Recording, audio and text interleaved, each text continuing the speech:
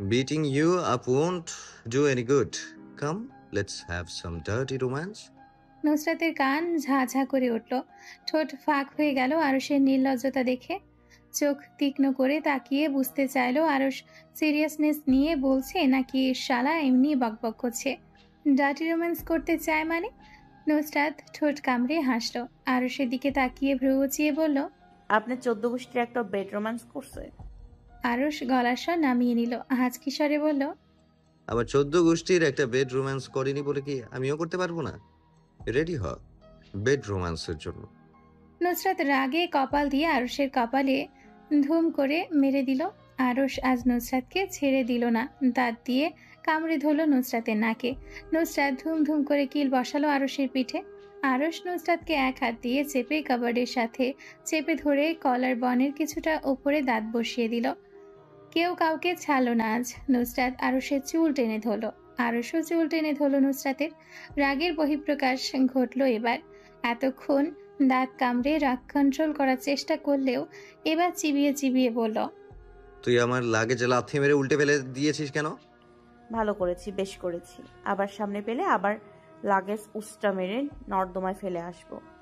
আরুষের মাথায় রাগ চড়ে বসলো, নিজেকে সামলানোর ব্যর্থ চেষ্টা করলো। নুসরাতের দু হাত ওপরের দিকে তুলে চেপে ধরলো কাবারের সাথে। নুসরাত হাত ছোটাতে চাইলো, আরুষ শক্ত করে ধরে রাখলো। হাত ছোটাতে না পেরে কপাল দিয়ে আরুষের কপালে ধুমধুম করে মারল। আরুষ ব্যথায় নাক কুঁচকে নিল। নুসরাতের সবচেয়ে দুর্বল জায়গা নাকে কপাল দিয়ে আঘাত করলো। হঠাৎ করে নাকে কপাল দিয়ে আঘাত করায় নুসরাত নির্বাক হয়ে গেল। কিছুক্ষণ হাঁ করে থাকার পর চিৎকার করে উঠল। কিছু সেকেন্ডের ভেতর নাক মুখ খিচে নিল, চোখ বেয়ে এক ফোঁটা জল চিবুক বেয়ে গড়িয়ে পড়ল। ঠোঁট হালকা হালকা কেঁপে উঠল, নাকের ব্যথায় হাঁসফাঁস করে শ্বাস নিতে লাগলো। আরও হা হয়ে তাকিয়ে রইল। সে তো ধীরে মারতে চেয়েছিল, কিন্তু এত জোরে লেগে যাবে সে ভাবতে পারেনি। আরশ অবশ্য ভাবনায় বিভোর হতেই হাত একটু ঢিল হয়ে গেল। আরশের হাত ঢিলে হতেই নুসরাত হাত ছাড়িয়ে নাক চেপে ধরল। নাক চেপে ধরে পিঠ ঘেঁষে বসে গেল কাভারের সাথে। নাকের ব্যথায় কেঁদে উঠল, হাত দিয়ে মুখ চেপে ধরল যাতে শব্দ বের না হয় মুখের বাহিরে। আরো সাহা করে তাকিয়ে থাকলো। এটা কি করলো সে? রাগে চুল টেনে ধরল নিজের। সে আবার রাগের মাথায় সব শেষ করে দিচ্ছে। উফ, সে এই রাগ নিয়ে কি করবে? নুসরাতের ফুপিয়ে কান্নার আওয়াজ ধীরে ধীরে বাড়তে লাগলো। আরশ নিজে বসলো নুসরাতের পাশ ঘেঁষে। নুসরাত হাত দিয়ে চেপে রেখেছিল ঠোঁট, যাতে কান্নার শব্দ না শোনা যায়। আরশ হাত টেনে নিয়ে আসলো মুখের সামনে থেকে। নুসরাত চোখ বুজে হাউমাউ করে কান্না করছে নাকের ভেতরের তীক্ষ্ণ ব্যথায়। আরশ নুসরাতের হাত নিজের হাতের মুঠোয় পুরে মেয়েটাকে টেনে আনলো নিজের দিকে। নুসরাত রোবট হয়ে বসে থাকলো নিজের জায়গায়। আরশ ঠোঁট কামড়ে নুসরাত হাতের নিচের দিকে হাত গলিয়ে নিয়ে পিঠের ওপর হাত রাখলো। টেনে নিজের কাছে এনে ফিসফিস করে নুসরাতকে বোঝানোর স্বরে বলল, please don't cry. I'm I'm sorry. আমার কোনো ইন্টেনশন ছিল না তোকে ব্যথা দেওয়ার। নুসরাত তবুও থামল না। নাকে চারিপাশ লাল হয়ে আছে নাকে আঘাত করার জন্য। নুসরাতের কাছে মনে হলো নাকে তীক্ষ্ণ ব্যথা মগজের প্রতিটি নিউরনে নিউরনে ছড়িয়ে পড়েছে। আরশ আরেকটু কাছে টেনে নিল। গালে হাত রেখে নুসরাতের মুখ তার দিকে করে ধরে রাখলো। গালে হাত রেখে বুড়ো আঙ্গুল দিয়ে নাকের পাশ স্পর্শ করে ধীর স্বরে বলল, কান্না কেন? ব্যথা লেগেছে বেশি? ঠিক হয়ে যাবে। এভাবে কান্না করছিস কেন? আচ্ছা, কান্না বন্ধ কর। তোর নাক ব্যথা করলে আমাকে তোর মাথা দিয়ে নাকে মেরে দিস। I am sorry. আমি বুঝতে পারিনি তোর নাক এতটা sensitive. Don't cry sweetheart. Your tears are hurting my heart. Please don't cry. আমি সরি বলেছি তো। আমার কষ্ট হচ্ছে তো। ডাক্তারকে কল করি, এসে স্প্রে দিয়ে যাবে, নাক ঠিক হয়ে যাবে। তবুও কাঁদিস না, নাক লাল হয়ে যাচ্ছে তো। আরশ পিঠে হাত বলিয়ে দিল। নুসরাতকে তার সমান করে বসিয়ে দিয়ে নাকের একপাশে নাক ঘষল। ঠোঁটের কোণে চুমু খেলো, ফিসফিস করে বলল, don't cry sweet heart, it's hurting me, please don't. কথা বলতে বলতে আরশ নুসরাতের মাথা তার বুকের পাশে চেপে ধরল। চুপচাপ মন খারাপ করে বসে থেকে শুনতে লাগলো নুসরাতের কান্না। হাতের উল্টো পিঠে চোখ মুছে নিল নিজের। চোখ মুছতেই দেখা গেল চোখের কোণ লাল হয়ে গিয়েছে ছেলেটার। হেলাল সাহেব বিরক্তির চোখে তাকিয়ে আছেন আরশের রুমের দিকে। বিড়বিড় করে বললেন। একটাকে মানুষ করতে পারলাম না। পাশে বসা জায়ানের দিকে তাকিয়ে নাক ফুলিয়ে শ্বাস ছাড়লেন। চায়ের কাপে চুমুক বসিয়ে কর্কশ কণ্ঠে বললেন। কি তোমার আবার কি? আমার মুখের সামনে এসে বসে আছো কেন? জায়ান থতমত খেয়ে ঢোক গিল। বাবার দিকে লজ্জা নিয়ে তাকিয়ে আবারও নিচের দিকে তাকালো। হেলাল সাহেব জায়ানের এত লজ্জা পাওয়া সহ্য করতে পারলেন না। চায়ের কাপ শব্দ করে টেবিলের উপর রেখে জিজ্ঞেস করলেন। তোমাকে এখানে কেউ মেয়ে দেখতে আসেনি যে এত লজ্জা পাচ্ছ? সোজা করে বললে বলো কেন আমার মুখের সামনে এসে বসে আছো, না হলে ভাগো এখান থেকে। সহ্য হচ্ছে না আমার সুখ এবাড়ির কেউ। চাও এক কাপ আরাম করে খেতে দিবে না, সব জ্বালা আমার কপালেই জুটেছে। বলবো না বললে না বলো। যাও সরো, ডিস্টার্ব করো না তো, একটু এনজয় করতে দাও আমাকে, আমার রিটায়ার্ড লাইফ। জায়ান বুঝলো এখন না বললে হবে না, পরে বলতে গেলে আরেকটা গন্ডগোল হয়ে যাবে। যা বলার এখন বলতে হবে। জায়ান লজ্জা শরমের মাথা খেয়ে বলল। আসলে ইনায়াকে কখন বাড়িতে তুলবে? সেদিন না বললো খুব তাড়াতাড়ি তুলে ফেলবে। হেলাল সাহেব খ্যাক খ্যাক করে উঠলেন। জায়ানকে ধমকে উঠলেন। তুমি বাড়ির পরিস্থিতি দেখছো, সব কেমন হয়ে আছে? তোমার লজ্জা লাগছে না বাপকে এসে বউকে ঘরে তোলার কথা বলতে? জি দেখেছি, সব তো ঠিকই তো আছে, আর লজ্জা পাবো কেন? আমার ছোট ভাই আর সাথেরটা তো বিয়ে করে সংসার করছে, আর আমি এখনো বিবাহিত সিঙ্গেল ঘুরছি। হেলাল সাহেব চা হাতে নিলেন। চুমুক দিয়ে ঠান্ডা চা দেখে ধমকানো স্বরে ডেকে উঠলেন। লিপি, আয় লিপি, আর এক কাপ চা নিয়ে আসো তো, চা ঠান্ডা হয়ে গিয়েছে। জায়ানের সাথে কথা বলতে গিয়ে। জায়ানের দিকে তীক্ষ্ণ দৃষ্টি ছুড়ে দিলেন। গলা পরিষ্কার করে নিয়ে কর্কশ গলায় বললেন। দেখছো বাড়ির পরিবেশ কেমন হয়ে আছে? তোমার ছোট ভাই তো বউকে সামলাতে গিয়ে নিজে মার খাচ্ছে বউয়ের হাতে, আবার বউকেও পিটাচ্ছে। আর বড় ভাইকে তো বউ আঙুল দিয়ে নাচাচ্ছে। বউ যেদিকে যায় তোমার বড় ভাইও সেদিকে যায়। তা যাই হোক, তোমাকে একটা অ্যাডভাইস দিচ্ছি, সিঙ্গেল আছো এনজয় করো, বউ আসলেই তোমার ডানা কেটে ওই ফ্যানের সাথে বেঁধে দিবে। তোমার তো নিজের ভালো সহ্য হচ্ছে না, বিয়ে করে ভাইদের মতো অশান্তি করতে চাচ্ছ। ভালো আছো ভালো থাকো, নিজে শান্তিতে থাকো, আর আমাদেরও শান্তিতে থাকতে দাও।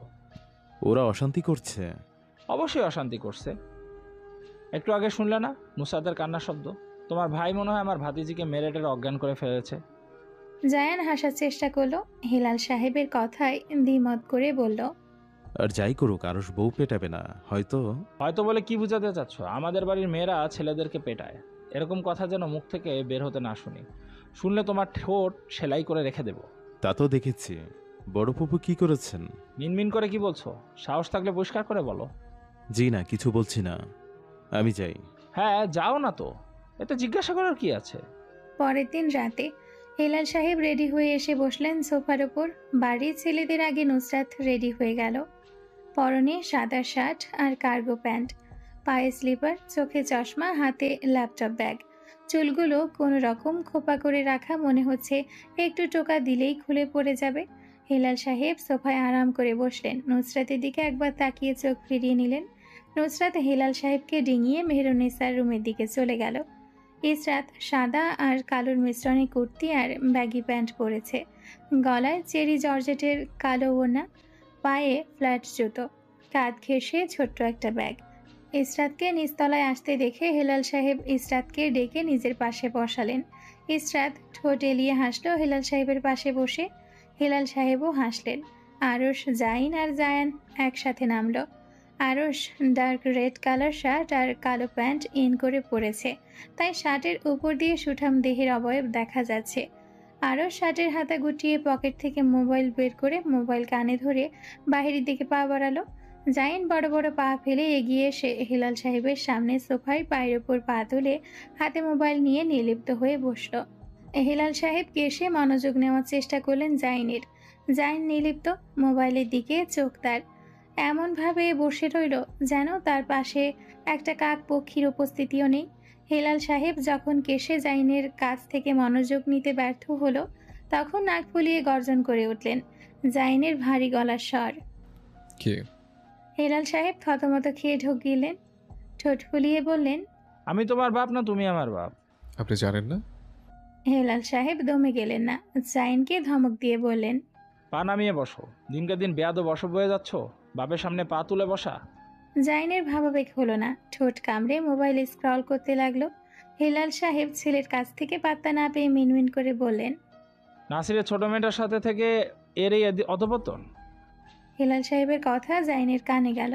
বাবার কথা শুনে জাইন ভ্রু কুঁচকে নিল।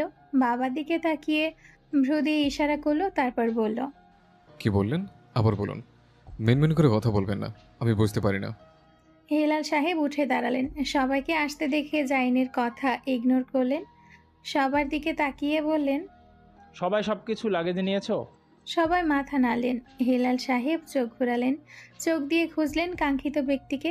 হয়তো কাঙ্ক্ষিত ব্যক্তিকে খুঁজে পেলেন না, তাই চোখ মুখে নিরাশা ভেসে উঠল। নাকের ওপর থেকে চিকন লেন্সের চশমা উপরের দিকে ঠেলে দিয়ে ভারী আওয়াজে ডেকে উঠলেন, আম্মা কোথায় তুমি? সবাই চলে আসছে, তোমার এখনো শেষ হয়নি?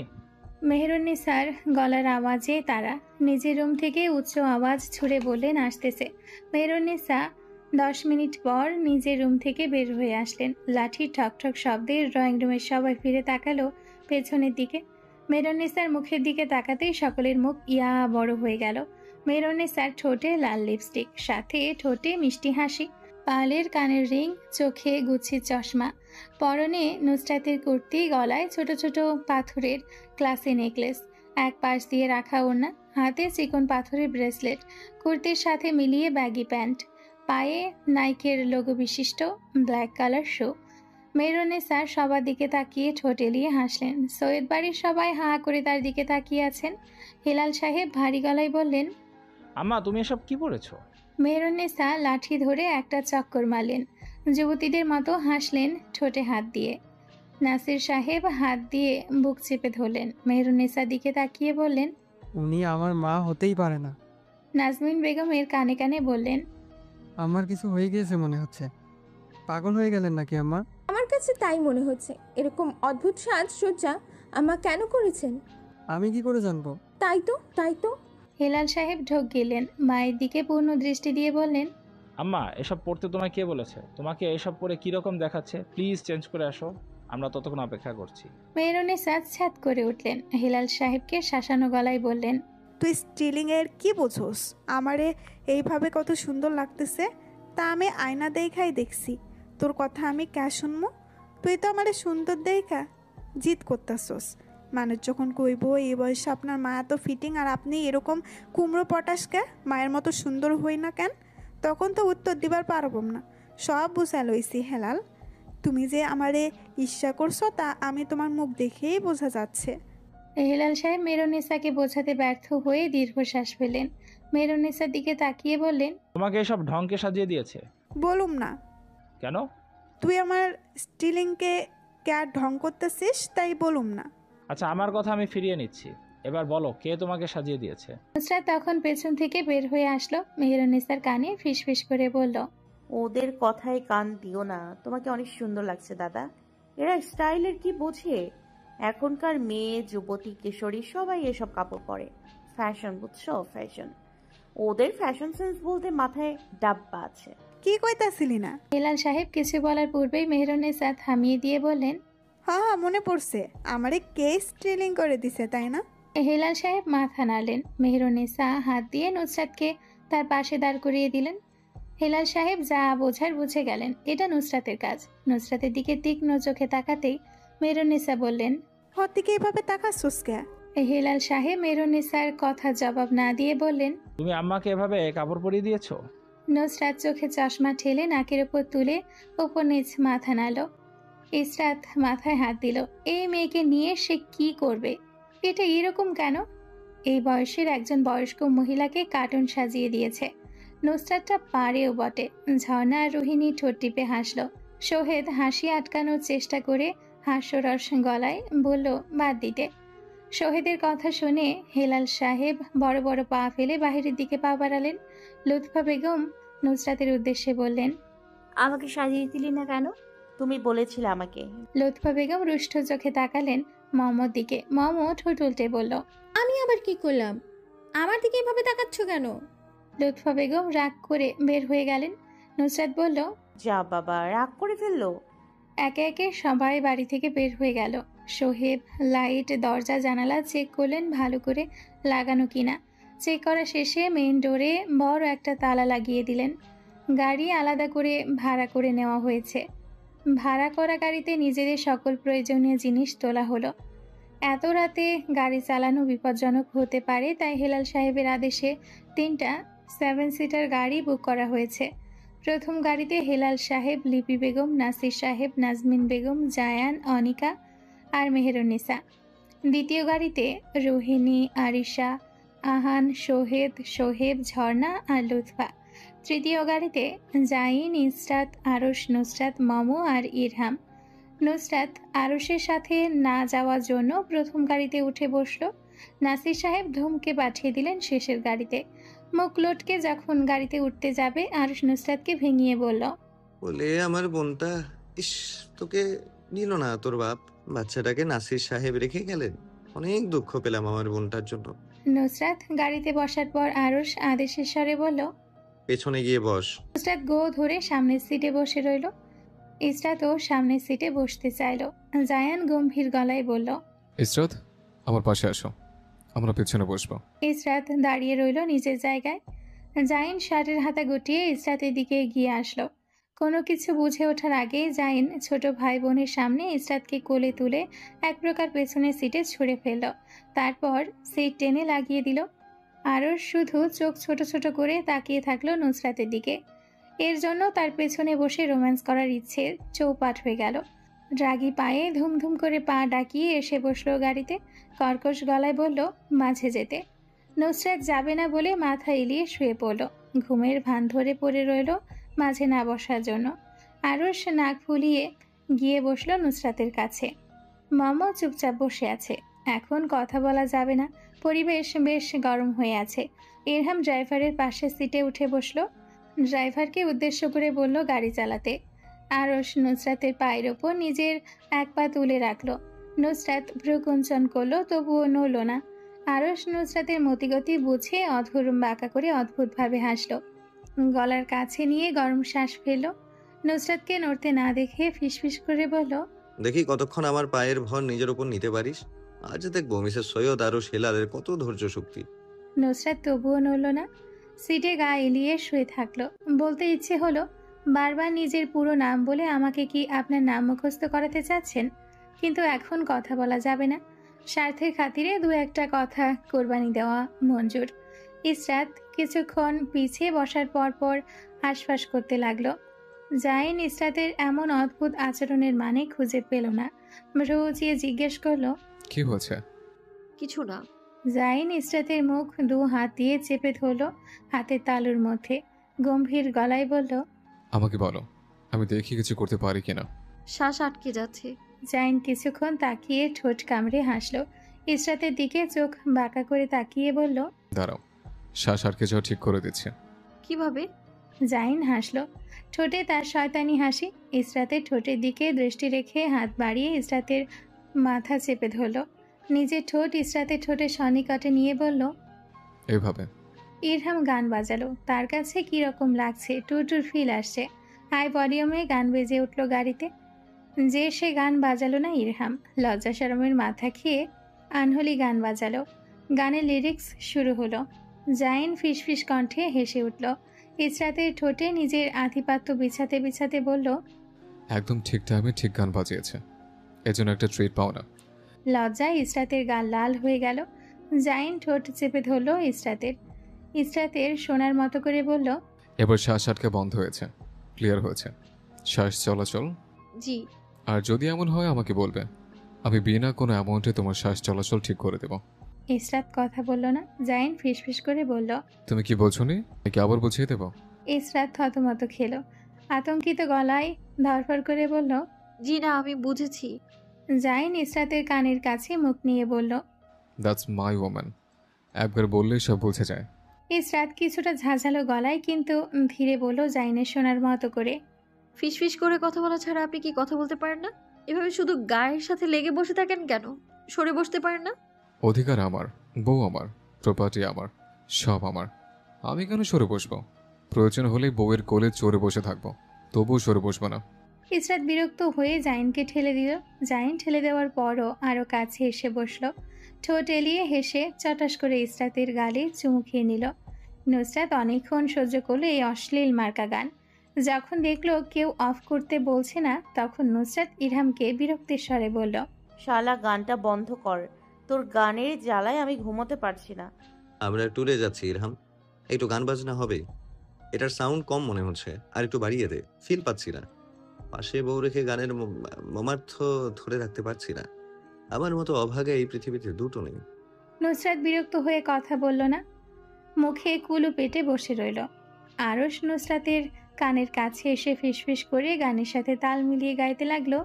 Nusrat don't know Aarush getting hot at the body shop, doing something unholy. সর কাছ থেকে শালা, তুই হট হলে যা না, গিয়ে গায়ে পানি ঢেলে আয়, তাহলেই তো সব হটনেস চলে যাবে। আমার কানের কাছে এসে প্যান প্যান করা বন্ধ কর আল্লাহর ওয়াস্তে। আরশ হল না, নুসরাতের কাঁধে মাথা রাখলো। নুসরাতকে জ্বালানোর জন্য গরম নিঃশ্বাস ছাড়লো কাঁধে। কিছুক্ষণ পর পর কানের কাছে ফু দিতে লাগলো। চাঁদের আলো ঘোলাটে কিরণ ছড়াচ্ছে, অন্ধকারে ঝিঝি পোকা ঝিঝি ডাক কানের কাছে লাগছে। জানালার গ্লাসে কিছুটা ফাঁক করা ছিল, তাই শনশন করে এসে বাতাস গাড়ির ভেতর ঢুকলো। গাড়িতে থাকা সবাই ঘুমিয়ে আছে, শুধু নিশাচর প্রাণীর মতো দুটো চোখ সবাইকে পর্যবেক্ষণ করছে। হাতে মোবাইলের ব্রাইটনেস একেবারে লোতে থাকা সত্ত্বেও হালকা আলো ছড়িয়ে নুসরাতের চারপাশ পরিষ্কার হয়ে আছে। সবাই গভীর ঘুমে, ঘন ঘন শ্বাস নেওয়ার শব্দ কানে আসছে। নুসরাত চোখ ঘুরিয়ে একবার জাইন আর ইসরাতের দিকে তাকালো। দুজন দুজনের সাথে এমনভাবে লেগে আছে, মনে হচ্ছে কেউ ওদের আলাদা করে দিবে। নুসরাত ভেঙচি কাটলো দুজনকে। মোবাইল সফট গান বাজিয়ে কানে হেডফোন লাগিয়ে নিল। হোয়াটসঅ্যাপে ঢুকে আবিরকে মেসেজ পাঠালো। আমরা অলমোস্ট পৌঁছে গিয়েছি, তুমি কোথায়? অপর পাশ থেকে মেসেজ আসলো, আগামীকাল সকালে তবে দেখা হচ্ছে।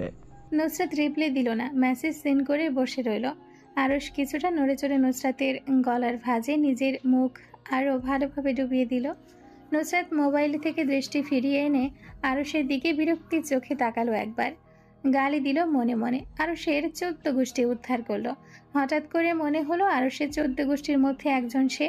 নিজের কথা ফিরিয়ে নিল। সে বাদে আরশের 14 গোষ্ঠী সব কটা এক একটা খবিশ। কক্সবাজার সমুদ্র সৈকত বাংলাদেশে অবস্থিত বিশ্বের দীর্ঘতম প্রাকৃতিক বালুকাময় সমুদ্র সৈকত।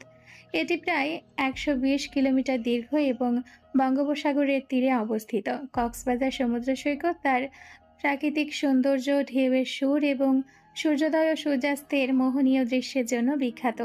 কক্সবাজার সমুদ্র সৈকত চট্টগ্রামে অবস্থিত। রাত 2টোর দিকে ঘুমিয়ে ঢুলুঢুলু হয়ে সবাই গাড়ি থেকে নামলো। রিসর্ট দেখার কোনো চেষ্টা না করে সবাই ভেতরে পা বাড়ালো। কিন্তু নুসরাত সে ল্যাপটপ ব্যাগ হাতে নিয়ে চোখের চশমা ঠিক করতে করতে চারিদিকে তাকালো।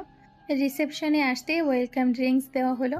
সবাই ঘুমের জন্য না করে দিল, কিন্তু নুসরাত সে ড্রিঙ্কসের ট্রে ওয়েটারের কাছ থেকে নিজের কাছে নিল। হাতে নিয়ে রিসেপশনের পাশের ওয়েটিং লাউঞ্জে একাই বসে গেল। বসে বসে একা একা সাবার করে দিল সব ড্রিঙ্কস খেয়ে ঢেকুর তুলল। বিড়বিড় করে বলল, এত মজার ড্রিঙ্ক এরা না করে দিল? টাকা দিয়ে রিসোর্ট বুক করলাম আর ফ্রিয়েল মাল না করে দিব? রিসেপশনিস্টের কাছ থেকে নিজ নিজ রুমের চাবি নিয়ে হাঁটা ধরলো সবাই ভেতরের দিকে।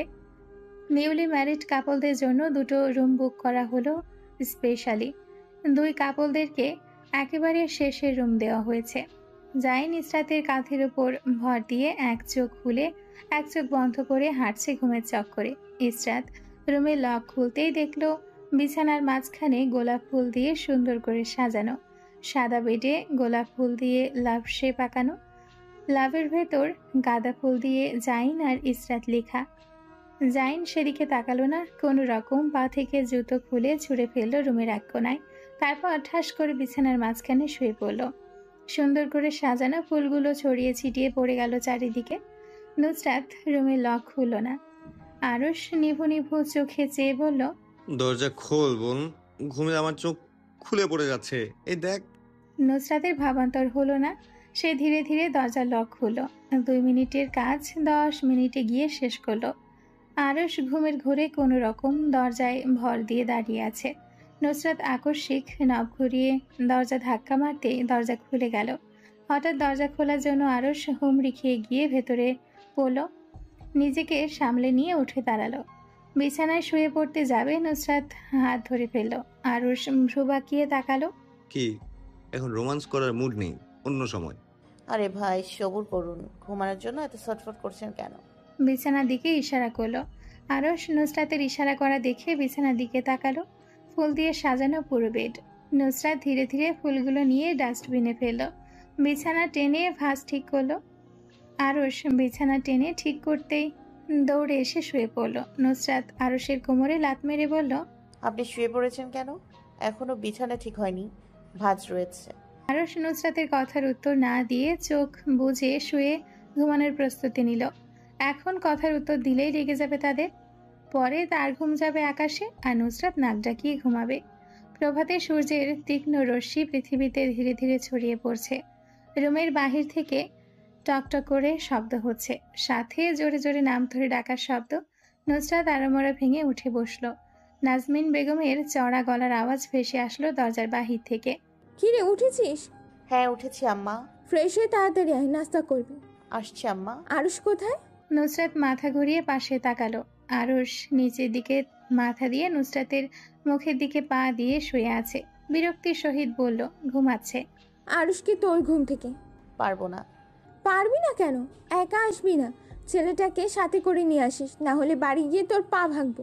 নুসরাত বিরক্তিতে চোখ উল্টালো, পা দিয়ে আরশের গায়ে লাথি মারল। আরশ ধরফর করে উঠে বসলো। কিছুক্ষণ আতঙ্কগ্রস্ত মুখ বানিয়ে রেখে আশেপাশে চোখ বোলালো। নুসরাত আরশের এভাবে রিয়াকশন দিতে দেখে দাঁত কেলিয়ে হাসলো। আরশ টেনে শ্বাস ফেলল। পাশে বিপদ নিয়ে শুয়ে আছে আর সে ভাবছিল কি নাকি বিপদ হয়েছে। শরীরে লাথি মারলি কেন? ফ্রি নাস্তা দেয়া হচ্ছে গ্রাউন্ড ফ্লোরে, তাড়াতাড়ি চলুন, দেরি হয়ে যাচ্ছে, পরে নাস্তা পাওয়া যাবে না। ফ্রি নাস্তা পাওয়ার জন্য স্বামীর গায়ে পা তুলেছিস? তো কি হয়েছে, স্বামীর গায়ে পা তুললে ভালোবাসা বৃদ্ধি পায়। আরশ কথা বলল না। নুসরাতের কথা এড়িয়ে ওয়াশরুমে ঢুকে গেল। ফ্রেশ হয়ে বের হতে নুসরাত হাত ধরে টেনে নিয়ে গেল। আরে বাবা দাঁড়া, একটু সানস্ক্রিন লাগাতে দে, মুখটা শুকনো হয়ে আছে। আপনি বুঝতে পারছেন না, এখন গেলে ফ্রি ফান্ডের খাবার খেতে পারবো, পরে গেলে কিন্তু নাস্তা পাবো না, আবার ফ্রি খাবারও পাবো না। আমাকে দেখুন, সানস্ক্রিন তো দূর, মুখ পর্যন্ত ধুয়ে আসিনি। না পেলে নেই, কিনে খাবো। আর তুই খচ্চর, যা তো মুখ ধুয়ে আয়। এভাবে ব্রাশ না করে চলে যাচ্ছিস? বললেই হলো, ফ্রি এর খাবার রেখে কিনে খাবো? পাগল কুত্তা কামড় দিয়েছে আপনাকে। চলুন তো চলুন, দেরি হলে একটা খাবার পাওয়া যাবে না। এতক্ষণে হয়তো সবাই বুফে থেকে সব খাবার খেয়ে নিয়েছে। আরশকে এক প্রকার টেনে নিয়ে গেল নুসরাত। আরশ রাগ করতে গিয়েও করলো না, ঢোক গিলে হজম করে নিল, পরে না হয় সানস্ক্রিন লাগিয়ে নিবে। রাগ করার কি আছে আরুষ? রাগ করা চলবে না, এর আগের জন্য সবকিছু তোর ধ্বংস হবে। তাই রাগ মেনটেন করে চল, নইলে সব যাবে। ডাইনিং হলে গিয়ে নুসরাত দেখলো দুটো টেবিল জুড়ে পরিবারের সবাই বসে আছে, তার আর আরশের জন্য খালি জায়গা নেই। নুসরাত চোখ উল্টে গিয়ে আরেকটা টেবিলে বসে পড়লো। আরশ বসলো না, হেঁটে ক্যাফেটেরিয়ার দিকে চলে গেল। প্লেটে সাজিয়ে খাবার নিয়ে আসলো। আরশ টেবিলে খাবার রাখতে নুসরাত হাত দিয়ে ফ্রুটস খেতে লাগলো। মানুষের মতো খা। তাহলে কি আমি গরুর মতো খাচ্ছি? তাই তো মনে হচ্ছে, নাইফ দিয়ে খা। পারবো না। তুই অমানুষ নাকি যে এভাবে খাচ্ছিস? না, আমি হোমোসেপিয়েন্স, তাই আমি এভাবে খাচ্ছি। আরশ বিরক্ত হয়ে বুফের দিকে এগিয়ে গেল। ছোট ছোট প্লেটে করে নান, রুটি, কাবাব, কফি নিয়ে আসলো। চারদিকে তাকিয়ে নুসরাতের দিকে তাকালো, বিরক্তির স্বরে বলল, মানুষ আমাদের দেখছে। তো কি হয়েছে, মানুষের কাজ তো দেখা, দেখবে না তো কি করবে? আরশ ধাপ করে চেয়ারে বসলো। চেয়ার পেছনে কিছুটা সরে গেল। কফিতে চুমুক দিয়ে নুসরাতের সামনে থেকে প্লেট টেনে নিল। কিছুটা ধমকে বলল, প্রশ্নের পিঠে প্রশ্ন করবি না, এটা তোর খারাপ অভ্যেস। নুসরাত খাবার মুখে ঢুকিয়ে চোখ রাঙালো। আপনার কাছে আমার সবকিছু খারাপ লাগে? কি ভালো লাগে আমার আপনার কাছে? নুসরাত খাবারের প্লেট নিজের দিকে টানতে টানতে বলল, আমার খাবার দিন। তোর খাবার আমি খাচ্ছি না, কেটে দিচ্ছি। নুসরাত নাক ফুলিয়ে শ্বাস ফেল। আরশ ঠোঁট কামড়ে নাইফ দিয়ে আপেল, স্ট্রবেরি, ড্রাগন ছোট ছোট টুকরো করে কাটতে লাগলো। নুসরাতের সবুর করতে পারল না। আরশের পাশে চেয়ারে বসে প্লেটে কেটে রাখা ফলের টুকরো একসাথে করে হাতের মুঠোয় নিয়ে মুখে ভরে নিল। আরশ নুসরাতের দিকে তাকিয়ে দীর্ঘশ্বাস ফেলল। একে ঠিক করা যাবে না। আরশ নাইফ দিয়ে কাটা বাদ দিয়ে দিল। নুসরাত জিজ্ঞেস করলো, কাটছে না কেন? এটা কি হবে? তুই তো সেই হাতের তালুতে সব একসাথে নিয়ে খেয়ে ফেলেছিস। কাঁটা চামচ দিয়ে একটা একটা করে খেতে হবে, এভাবে পেটের এক কোণও ভরবে না, তাই সব খেয়ে নিচ্ছে একবারে। এত স্ট্রাগল করার কি আছে বুঝি না বাপু। তাহলে এভাবে স্লাইস তুলে খা, আমি কেটে টুকরো করে লাভ কি? পরিশ্রম ছাড়া আর কিছুই না। সব এমনি ব্যর্থ হচ্ছে। জাইন ধীরে ধীরে ফ্রুটস নাইফ দিয়ে কেটে মুখে পড়ল। ইসরাত হেলাল সাহেবের দিকে তাকালো, তিনিও এভাবে খাচ্ছেন। ইসরাত জাইনের দিকে তাকিয়ে কিছু বলতে নিবে জাইন মুখে ড্রাগন ফলের ছোট ছোট টুকরো ঢুকিয়ে দিল। ইসরাত চিবিয়ে নিয়ে বলল, আপনি ফ্রুটস এত ধীরে ধীরে কাটছেন কেন? আর স্লাইস করে খেলে কি হয়? এত ঢং কিসের আপনার? স্ট্যাটাসের সাথে তো মিল রেখে চলতে হয়। তবু আপনি স্টেক খাচ্ছেন না, যেভাবে কাটছেন মনে হচ্ছে স্টেক ছোট ছোট টুকরো করছেন।